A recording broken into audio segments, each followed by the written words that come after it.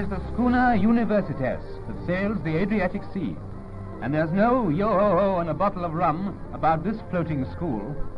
The name Universitas was given to the ship because it sailed under the auspices of the Vienna University. Lucky students, girls and men, make a summer cruise to study the sea's inhabitants at first hand. But they have to be sailors as well. It's not all work and no play. The fish have to be studied, but they also have to be caught first. And that's the best lesson of the day. You don't need a microscope to see this chap, but some of the catches from the seabed are so minute that the naked eye can see little of them.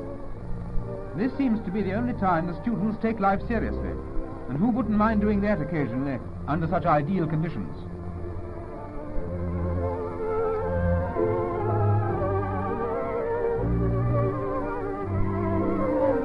Anyway, they never let study interfere with meals.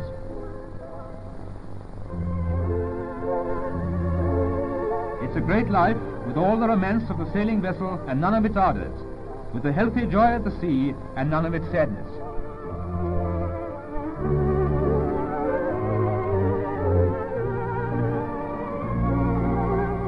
When night falls, there is a peaceful beauty that perhaps can only be found at sea.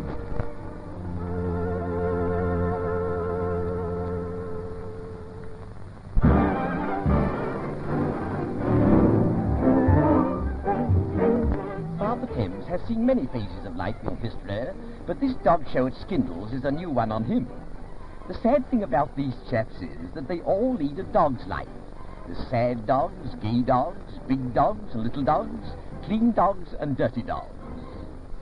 These Russian hound wolves are the only dogs who can bark the vulgar boat song. I'm sorry, they're Irish wolfhounds, and the only ones who can bark when Irish eyes are smiling. Butter comes from Ireland, and if you caress one of these dogs, it will look up at you as if to say, "'Twas butter, pets." Golden retrievers, much too dignified to leave the gold standard. These are Afghan hounds. The Afghans think that the Afghan hounds originated in Afghanistan. They say that if the Afghan hounds didn't come from Afghanistan, why are they called Afghan hounds? Well, poodles didn't come from Poodleton.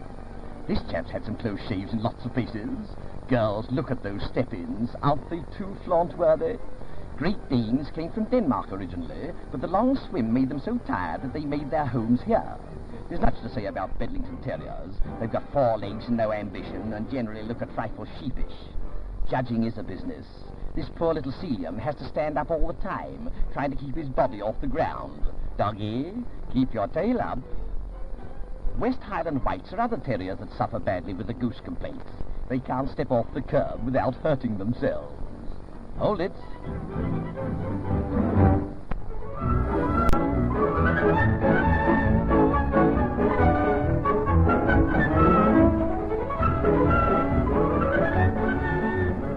We suppose even eels have souls, but this particular specimen has something its more edible brothers haven't. It has electricity. Now watch carefully and see how it generates enough power to light an electric bulb.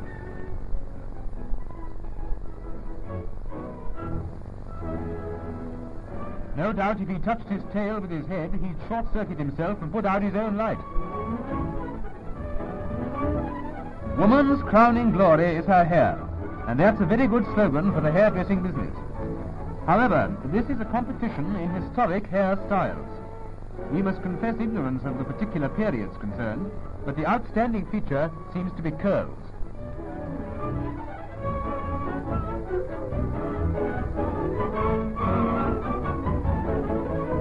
Uneasy lies the head that wears a crown, it may be true, but for sheer discomfort some of these coiffures are hard to beat. Beautiful craftsmanship certainly, but fancy trying to see this film with one of them in front of you. Now that's better. You could look over this one. Variety being the spice of life, we are full of quotations this week. We'll show you a little clay pigeon shooting. This type of sport is popular the world over, because instead of killing live creatures, the thrill of shooting a fast-moving object is obtained by casting clay substitutes into the air.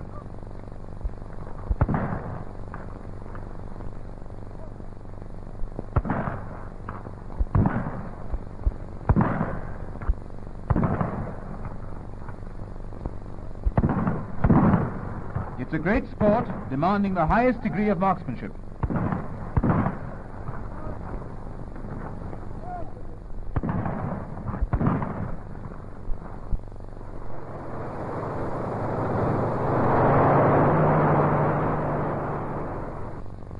Not only the speed, but the thrill, the interest and the comfort of air travel is attracting more people every year. We are starting a trip from Paris to Tunis, North Africa, 1,250 miles away.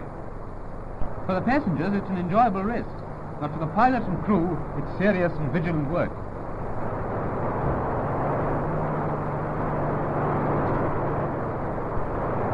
Marseille is the first stop, where we change over to a huge flying boat for the journey across the Mediterranean.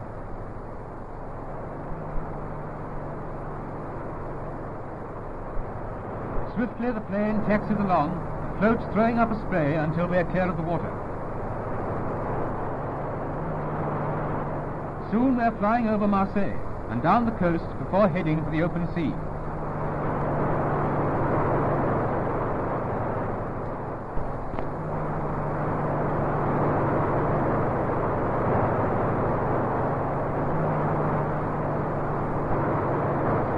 Corsica is the next sight of land, with the snowy summits of the island's mountains in the distance. It was on this island of beauty that Napoleon was born. Days, not hours, were taken for the journey then. Below is Ajaccio, capital of Corsica. Normally the planes land there, but we are again flying seawards.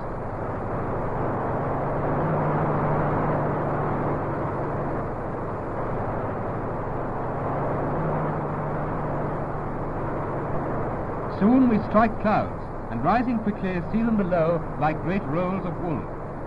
Below are the treacherous rocks and angry seas, but far above Sardinia we have a sense of comfort and safety.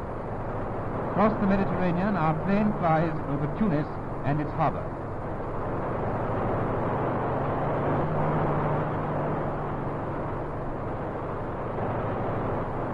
This bird's eye view gives an impression of a mass of tiny rectangular houses with here and there a minaret spire breaking the skyline.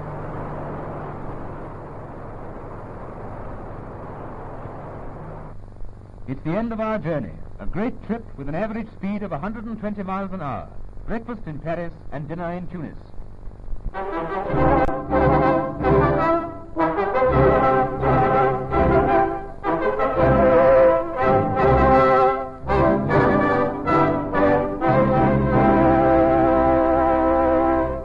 Yes, all right, that's all right. Yeah, and I'll have 3 threepenny each way cross doubles. Right, there we go. Come in. Oh, I went the wrong way. Good morning, sir. Oh, good morning. Good morning. Call for it. Call for what? My wages. Wages? Yes. What wages? Don't you remember you took me on a year ago and you said if at the end of the year you prove your worth, I'll pay you your wages? Oh, yes.